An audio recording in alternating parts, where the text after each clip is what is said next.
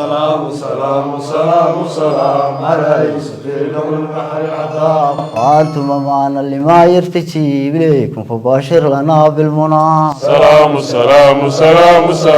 على يوسف قبل البحر العذاب وتضبط يتوانكا بيش أغسطس سنة كلابدا كونية لبيا لباتنكا ما أنت وحنا كوسوغنا هاي مقالة أو برخدله أما تولد أو برخدله وفصلوا يقانو waxay dhinaca bari ka xigtaa magaalada Hargeysa ilaa 30 kilomitir waxaana magaaladan mara jidka isku xidha magaalooyinka Hargeysa iyo Berbera magaaladani waxay leedahay taariikh aad iyo aad u qadiimiya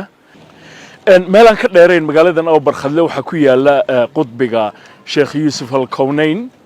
sheekhaas oo sheekh aad iyo aad u caana sanadkiiba hal mar ayaa siyaaro loo iman jiray magaaladan oo barkhadle iyo qudbiga sheekha dad aad iyo aad u fara badan oo kumanaan qof gaaraya oo ka kala yimaada gobolka Geeska Afrika oo dhan ayaa halkan iman jiray si ay sheekha u siyaartaan taymka wax weyn baa iska bedelay haddaba taariikhda magaaladan qudbigana goordhow baynu soo booqan doonaa waxa marka hore iga waramaya gudoomiyaha tuuladan Mahad Maxamuud Gahayr gudoomiye aad baan ku salaamaya iyo rasuul fiicna magaalada oo barkhadle ku soo dhawaada magaalada oo barkhadle dadka qaarna waxay yiraahdaan tuulada oo barkhadle tuulaha waan ka xanaaqnaa magaalada barakaysan oo barkhadlan magaalada barakaysan oo barkhadle way aad baan ku salaamaya inta barnaamijku inoo socdo magaalada oo barkhadlan waliba barakaysan magaaladan iyo taariikhdeeda bal hadii gudoomiye nooga war magaaladan hataa idin ka warramo imka aynu dhex taaganay magaalada oo barkhadle taariikhdeedu imka ilaa nus qarni ayay deganayd ay samaysnayd laakiin waxa ka horreeyay magaalo kale oo qudbiga Sheekh Yusuf al-Kawnayn eriisa ka samaysnayd madii halka deganayd Sheekh Yusuf al-Kawnayn iyo boor bayr iyo ay xukumi jireen markii dambe Sheekh Yusuf al-Kawnayn ugu dambeeyay oo aad u fac weyn iyadu oo kun iyo oo barkhadlowna hayd markaa way 1382 milaadiga sanadka milaadiga ayaa lagu qiyaasaa way marka inta laga jaro waxay noqonaysaa 700 iyo dheeraad sano ay tahay jirtay tan markii dambe ay samaysatay tan marka laamiday soo raacday way laamiday soo raacday marka dooxani magaalada oo barkhadle oo magaalo qadiimiya kuna suntan beeraleyda iyo xoolo dhaqato marka ilaa 750 sanadood ayaa lagu qiyaasay in magaaladan ay jirto magaalada oo barkhadle qudbiga Sheekh Yusuf al-Kawnayn dhinaca imkaan talaabi doonaa deegaanku marka ma beeraleyba ma xoolo dhaqata waa xoolo dhaqato iyo beeraley lambar 1 beeraley mar labaadkan waxa weeyaan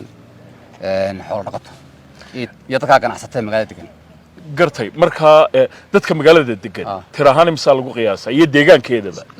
ilaa 600 qoys baa ilaa imka lagu qiyaasaa 600 qoys gartay beeru imka sidee yihiin iyo xooluhu maadaama xilligan abaari ay jirto beeruhu runtii xilligan abaar baynu ku jirnaa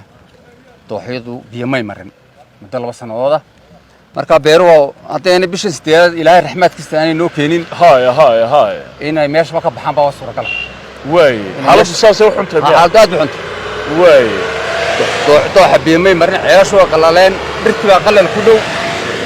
talabaad reey guraaga iyaguna waxay xoolahayeen waa wax sii reeqmay oo sii baxaya 60% meesha ka baxay 80% tan dhacdaba reemiyigan saasay abaartu saameysay dhammaan dalkeena Soomaaliland oo dhan abaartu way ka jirtaa marka ilaahay waxaan ka baryaynaa raxmaad khayr qaba ummadiisa beeraha soo shaqo gudoomiyaha waxaan garaadsaday iyadoo qudbiga Sheekh Yusuf al-Kawnayn aad loo siyaarto oo sanadkiiba mar la yimaado kumanaan qof ay magaaladan qarqiyaan oo 3 maalmood la joogo oo dooxa hareerihiisa la seexdo siyaaradii sida ahay maxay iska bedelay waqtiyadan dambe runtii waxa iska bedelay waxyaabo badan intii waddanka la soo galay iska bedelay laakiin intii ka horreysay waxay ahayd dhul camiran oo aad iyo aad loo yimaado oo 50,000 100,000 oo qof ka soo qayb galaan siyaarada Sheekh Yusuf al-Kawnayn laakiin intii waddanka la soo galay way soo yaraanayeen waxyaabahana sababay wax kulli waxa weeyaan waxyaabaha sababayna waxa kamid ah xagga culimada barkeed inay aaminsan yihiin khilaafaadka ka dhex taagan culimada gudahooda anaguna waxaanu aaminsanahay inuu Sheekh Yusuf al-Kawnayn ninkii nabiyana oo mar rasuulna oo muuminanin laakiin diinta islaamka iyo ilaahay inuu soo dhiibay geeska Afrika markaa sheekhii diinta islaamka ila soo gaadhsiiyey annaguna waad ayidsannahay karaamadiisu leeyahay ixtiraamkiisu leeyahay taariikhiisana iyadana aad loo ilaaliyay muhiima dad intee leg baa imika siyaarada yimaada bisha April bay ku beegan tahay baan u malaynayaa ilaa 2000 ilaa 3000 yimaada 2000 ilaa 3 ayay yimaada gartay waxyeello intee lag bay taasi deegaanka u geysatay maadaama dadku ay camiri jireen oo siyaarada ka sokow ee deegaankan ganacsigiisa iyo noloshiisa iyo ay qayb weyn ku lahayd siyaaradaas runtii waxyaabada may ka bedeshay waxay ahayd si xashkii xaramka oo kale ayaa loo yimid dad badan bay ma jiray xilliga siyaarada marka deegaankan uu ka faa'iidi jiray الله نسمع حرت joogtay meesha quraan ku akhridaana de waxay u ahayd iyaguna de waxay ahayd taageero iyo waxtar iyo dadka sheekha ilaalinaya deegaankana way wanaagsanayd taariikhda deegaankuna markaa kor bay socotay gartay marka insha Allah ina sidii baan alla ka rajeynayna kor socdo taariikhda sheekha goordhow baynu soo eegi doonaa haddii alla yidhaahdo qodbiga sheekha xertii deganaan jirtay iyagu waa degan yihiin soo ma way jooganaa xerta sheekhiisa alqawniin iyo xerta timaweynta way degan yihiin والله حرود واكل دوي واسكميد وقادريون هاي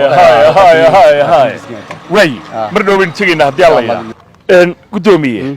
مقالة أو برخله خليها هو دقيق يقول مقالة بركيسنا أو برخله مدق ما يمك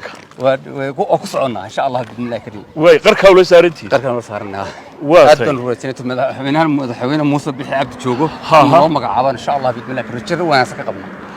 ان قدوميه ما la oran karaa de magaalada Hargeysa idin dhow 30 kilomitir oo kaliya idin jirta ayaa magaaladan Awbar Khadle la degtay kobaceedi insha Allah way soo gaartay magaalada way soo gaartay haay marka dadkuna biyaha iyo leedo soo baxayaan insha Allah dhulka u dhaxeeya Awbar Khadle iyo Hargeysa imika waa la wada leeyay soo waa la wada leeyay way magaalo yar kale noo dhaxaysa oo barcada yar leeyahay way meel barnaamij jirta marka oo cid lahayn meel aan la sheegin ma leh marka aad waa hanti u noqday galgeelu gala haay dhinacan kalena halkeydii ku dhow deegaanaha la yar diin qalayda haay nagu dhow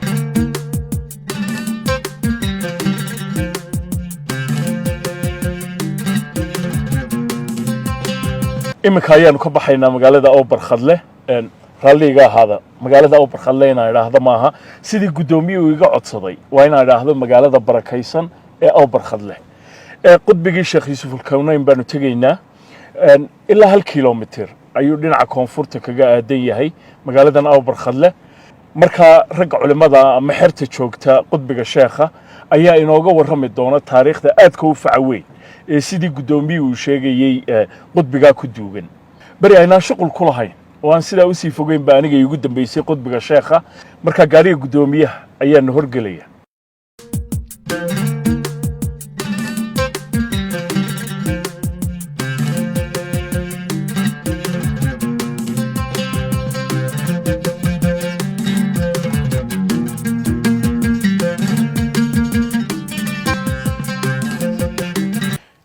waxaanu imika soo gaadhnay qudbiga Sheekh Yuusuf al-Kawnayn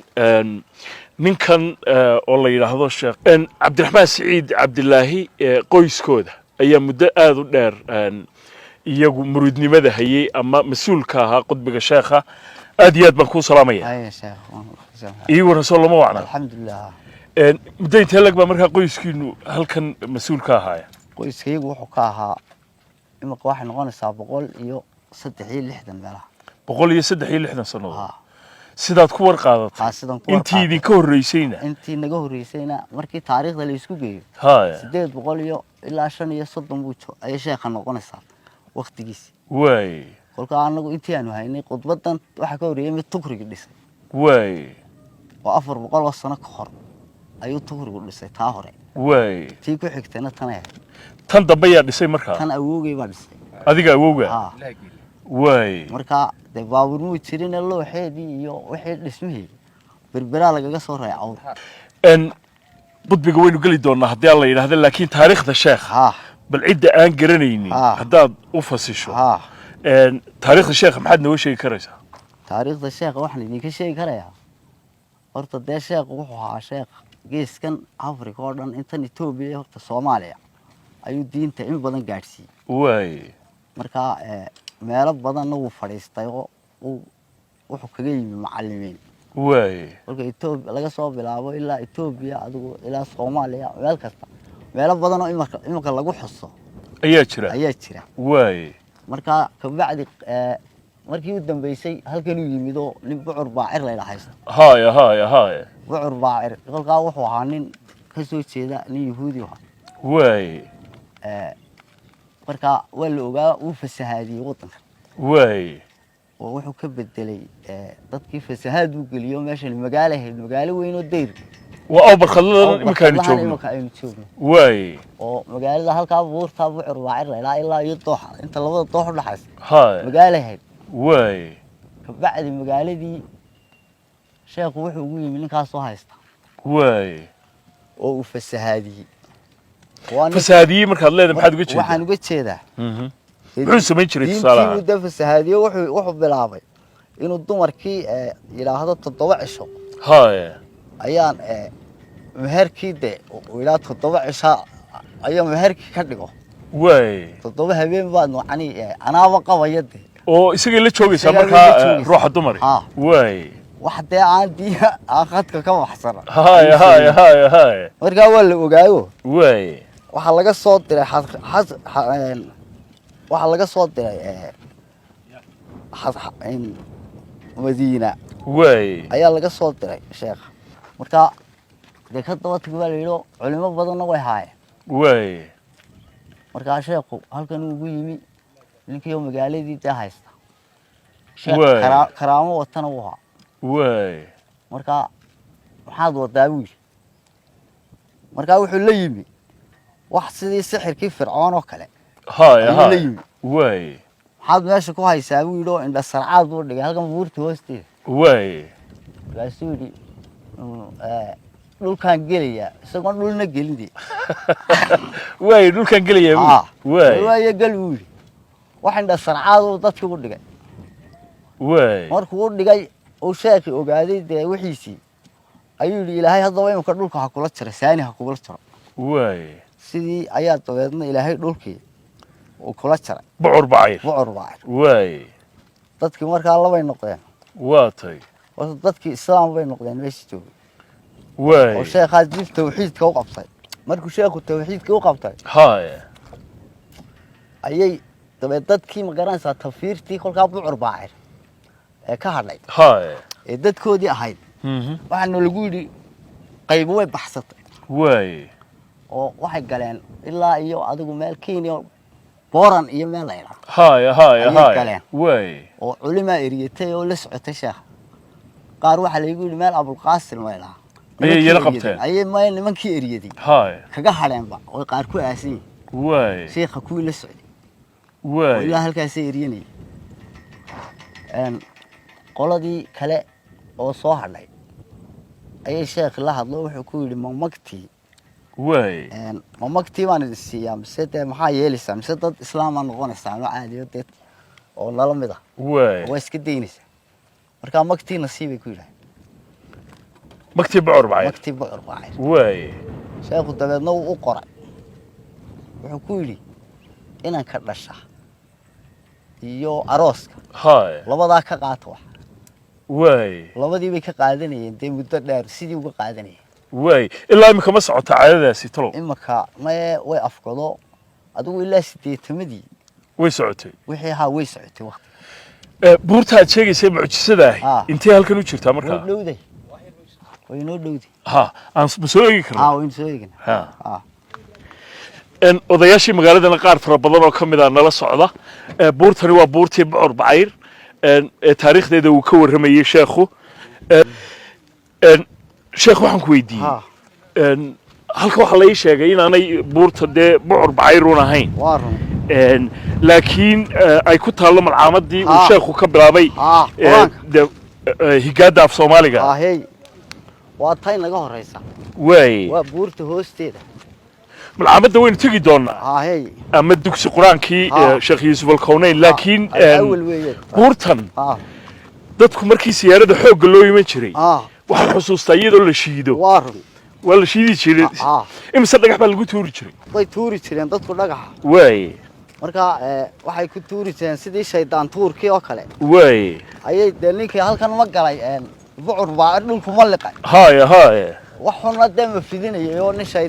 shaydaanoobay واي ka sidaasay dadkii u shiidayeen ilahan shaydaankii de shaydaan tuur oo kale هاي ka هاي dhigay واي marka sidaasay haydo waa taa dhagaxi tuulanaya meel walba yaalo